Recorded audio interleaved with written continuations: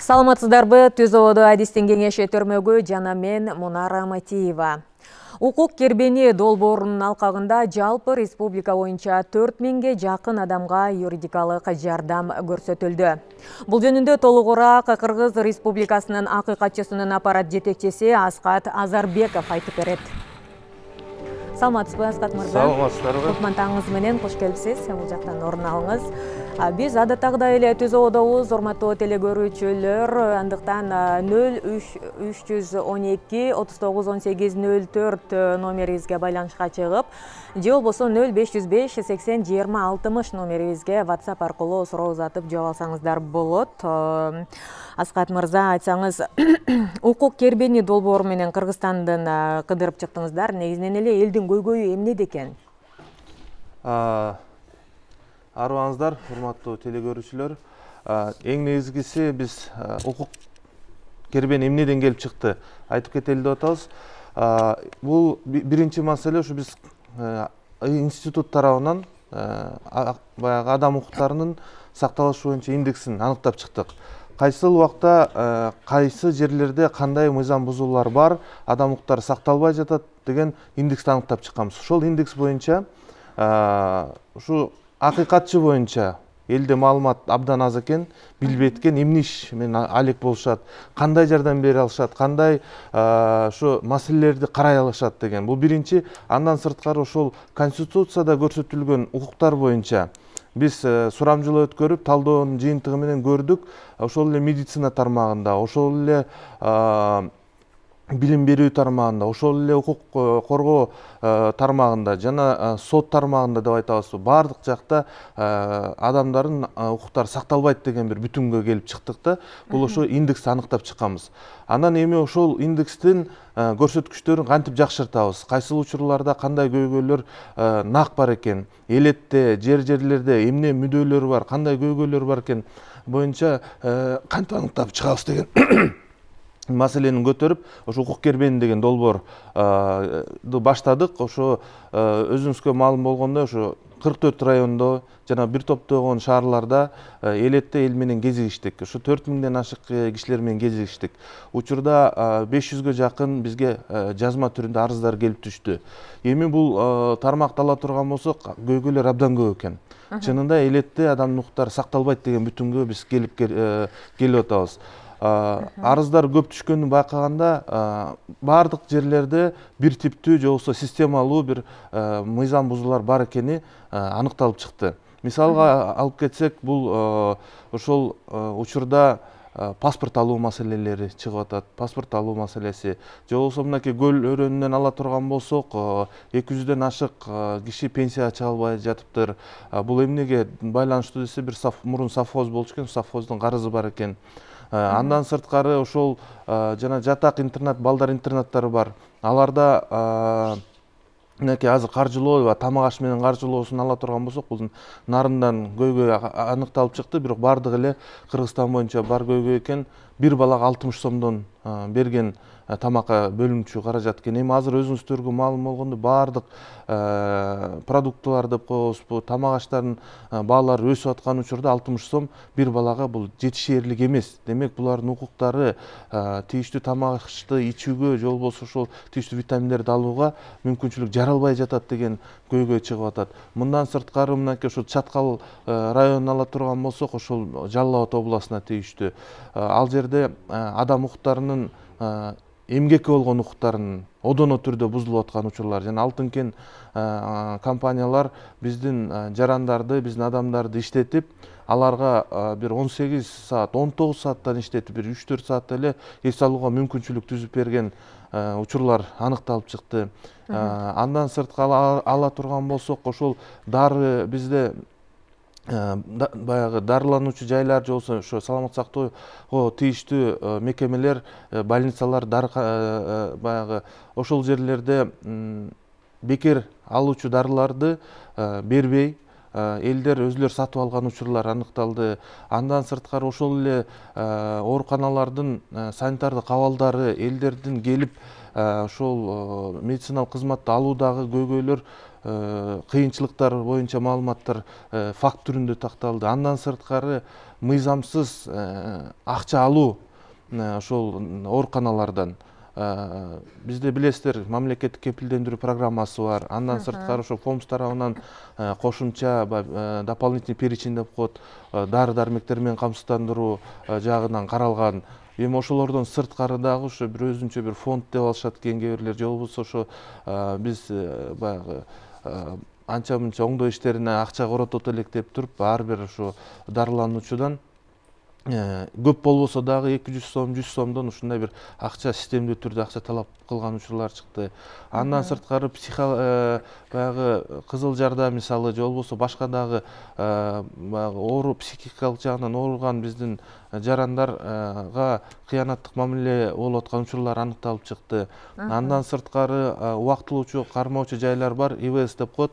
Ошол жерлерде учурда медициналык кароо маселеси абдан татаал болуп атыптыр. Анткени үчүн Кыргыз Республикасынын саламаттык сактоо министрлиги тарабынан бекитилген буйрук бар.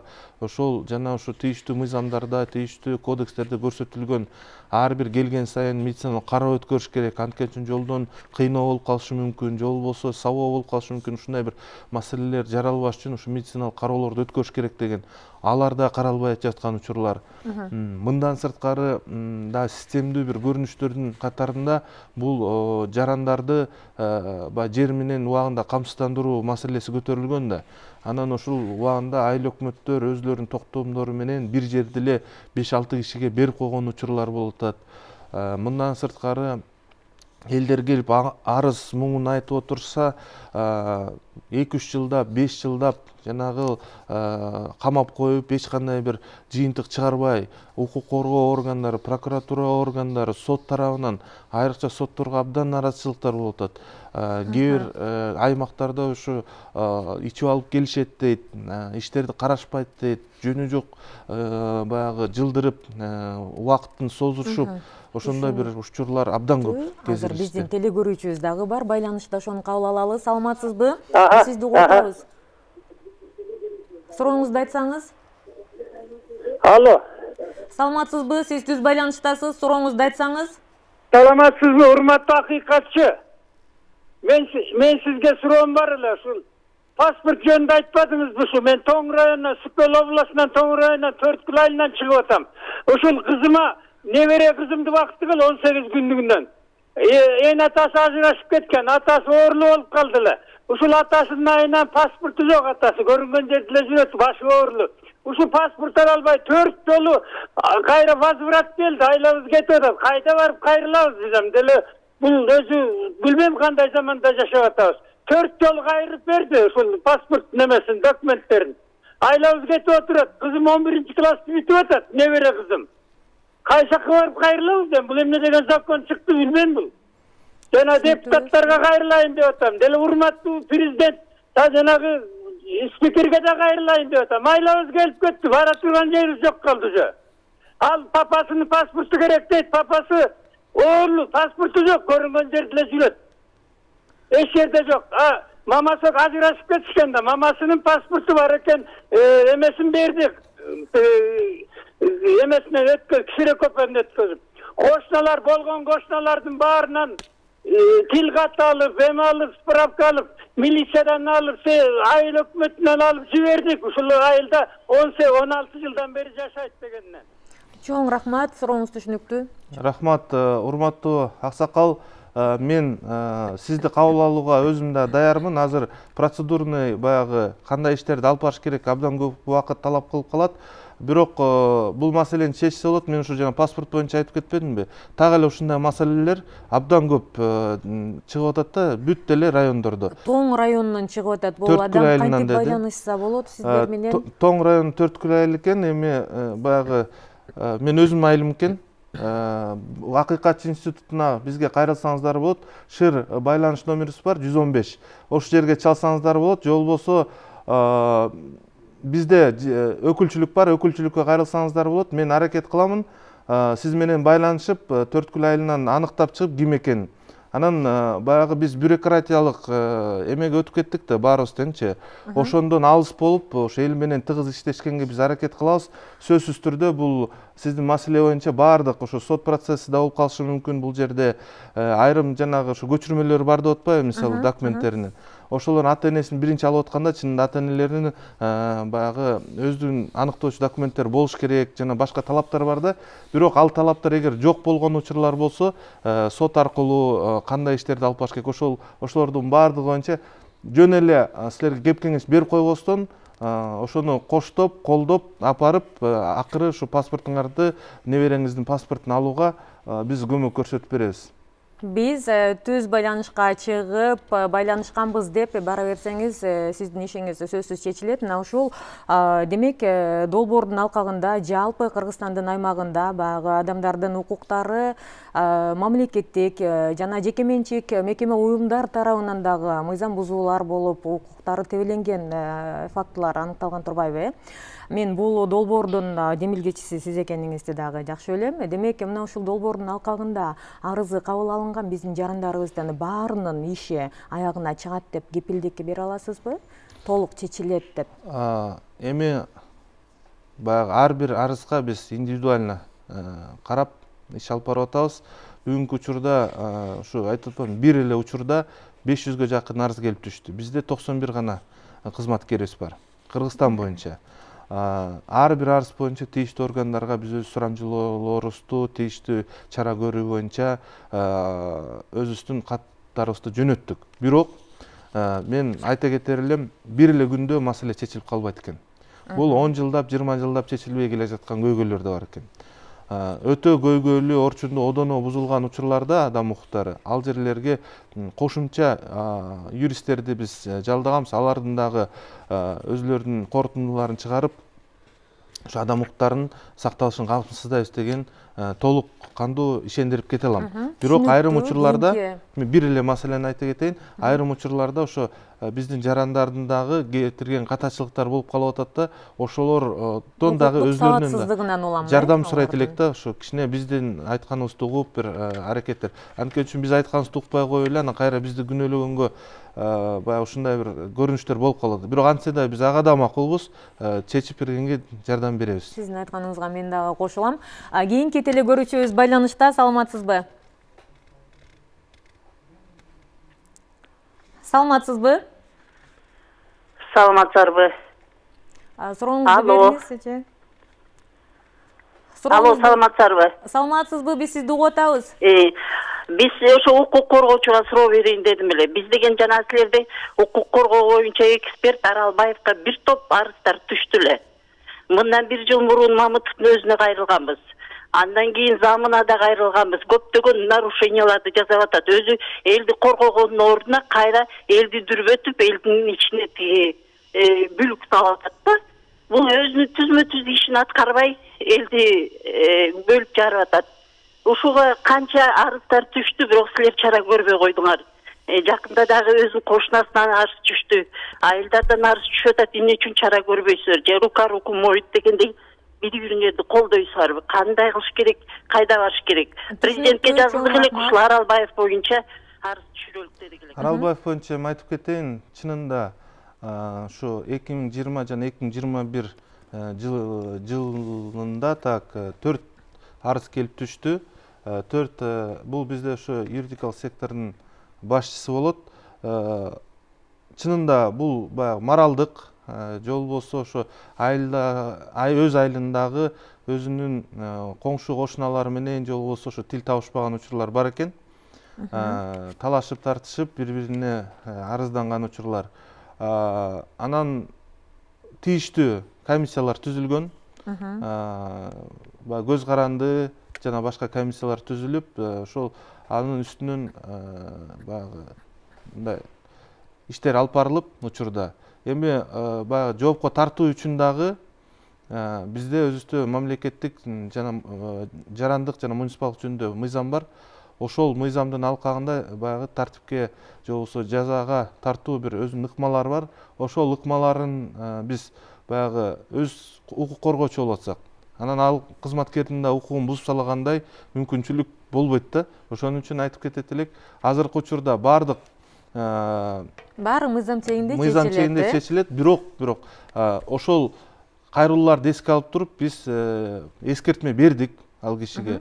Силер эми ушу Акыйкатчы институтунун жүзү катары ошол айылда жашайт экенсиз, биздин баягы абройго шек келтирбеңиздер, өзүңүздөрдүн баягы өзүбүздүн баягы кеп кеңешибизди берип, жакшы мамиледе айылдаштарыңар менен мамиле кургула деген өзүнүн эскертүүлөрүбүздү бердик. Түшүнүктүү. Кийинки телегөрүүчүбүздү кабыл алабыз. Саламатсызбы? Алло. Саламатсызбы? Сурооңузду айтыңыз. Мен мына суроо берейин дедим эле. Угуп атабыз. Мына ломбардтар үйлөрдү алып койгон тууралуу дагы карашабы? Ошону мен суроо берейин дедим эле, оштон чалып атам. Мыйзам боюнча ломбардтар күрөөгө үйлөрдү алууга мүмкүнчүлүгү жок. Буну ачык айта алабыз, жана бул боюнча соттошуп эч кандай алууга мүмкүнчүлүгү жок. Ломбардтар ошо убактылуучу баягы баалуу буюмдарды алууга мүмкүнчүлүгү бар, бирок жанагындай үйлөрдү алууга эч кандай мыйзам жол бербейт. Түшүнүктүү. Кийинки WhatsAppка келген суроо экен. Менин кызым 18ге чыкса дагы паспорт ала албай жатабыз дейт. Себеби өзүнүн атасынын паспорту жок дейт. Бул жерде дагы биздин ошол жарандарыбыздын сабатсыздыгы болуп жатат го. Эмнеге атасынын паспорту жок болуш керек деген кеңеш берип кетсеңиз. Экинчи рет ушу паспорт боюнча кайра маселе көтөрүлүп калды. Ошон үчүн кайрылууга мажбур болуп калды окшойт. Мынакей ошол эле Жалал Абад областы боюнча такталбаган маалыматтарды ала турган болсок, 10-15 миңдей жарандар паспорт ала албай жатышыптыр. Бул биздеги кайрылмандар, Өзбекстандан көчүп келген жарандар, ошо 2010-жылы ызы чуу болгон кезде келип калышкан, ошо 10-20 жылдан бери ошол жерде жашап келатышат, үй алышкан, бирок паспорт ала алышпайт. Анан ошол эле учурда ошол жерде төрөлгөн балдар бар. Неберелери көрүп калыштыр. Алардын туулгандыгы тууралуу күбөлүгү жок. Күбөлүк берилбейт. Эми бул боюнча азыр биз тийиштүү чараларды көрүп, мындай деп атабыз, туура Минсктин протоколу бар, андан сырткары ошо калкты каттоо жөнүндө эрежелер бар. Ошолордун баардыгы эми сакталыш үчүн алар эч качан ал жасай албайт. Анткени үчүн Өзбекстанга барыш керек. Же болбосо сиз айта турган болсоңуз, мисалы атасы же жоголуп кеткен, же табылбай калган деп. Ошол боюнча биз өзүнчө чечим азыр чыгаруу боюнча сунуштарыбызды киргизип атабыз. Кыргыз Республикасынын президентинин администрациясына, ошо аткаруу бийлик органы катары буну эки тараптуу маселелер менен чечели, классификаторлорго бөлөлү, үймө үй кыдырып, ошондой кишилерди аныктап чыгып, анан бул эженин маселеси эми жеңилирээк, муну сот аркылуу чечсе болот. Өздүгүн аныктап, энеси атасы жок деген справкалар менен 115 номерине чалып кайрылса болот. Кийинки акыркы телегөрүүчүбүздү кабыл алабыз. Саламатсызбы? Саламатсызбы? Мен сизге суроом бар эле. Скөл районунан чалып аттым эле. Экинчи группадагы инвалид бала бар да, ошол экиге паспорт алыш керек болуп атат. Ошол паспорт ала албай, кызыл китеп керек деп атат. Анан ал бала пособиясын алыш керек, ала албай токтоп атат. Кандай кылып алыш керек? Эми кызыл китепке да бир топ каражат керек экен. Ушу кызыл китеп ала албай атат. Анан паспортты кандай кылып алат? Ошол экиге бир жооп берсеңиз. Рахмат сурооңуз. Бул жеңил эле чечилчү маселе. Ошол эгер өзүңүздөр катталуучу жайыңар жок болсо, кызыл китебиңер жок болсо, сиздер ошол жерде жергиликтүү бийлик органынын имаратына каттоого өтүп, азыр сизге жардам бериш керек. Булар каттоого тургузуп, азырынча ошол каттоонун негизинде паспорт алсаңыздар болот. Чоң рахмат. Бүгүн бизден көрсөтүүбүздө конокто Кыргыз Республикасынын акыйкатчысынын аппарат жетекчиси Аскат Азарбеков болуп, укук кербени долбоору жөнүндө толук маалымат берди. Андан тышкары сиздер 115 номерине чалып, дал ушул акыйкатчы институту тарабынан акысыз юридикалык жардам алсаңыздар болот. Ар аптанын шаршемби күндөрү адистен кеңеши түрмөгүн калтырбай көрүп, укуктук сабаттуулугуңузду жогорулатыңыз. Сиздер менен мен Мунара Матиева болдум. Сөздү кайрадан Атахан мырза менен Нур кызы улантат.